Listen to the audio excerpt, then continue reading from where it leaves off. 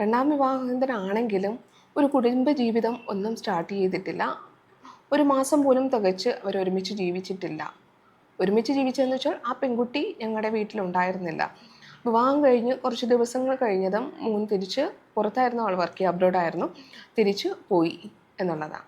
അത് കഴിഞ്ഞ് ഏകദേശം ഒരു മാസമൊക്കെ ആയപ്പോൾ ഈ പെൺകുട്ടി അവിടെ നിന്ന് പോയി. എന്തുകൊണ്ടാണെന്നല്ലേ?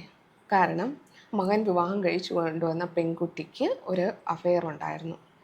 പെൺകുട്ടിയുടെ മാതാപിതാക്കൾ അത് മറച്ചു വെച്ചതിന് ശേഷമാണ് ഈ ആൺകുട്ടിയായിട്ട് മകളുടെ വിവാഹം നടത്തിയത്.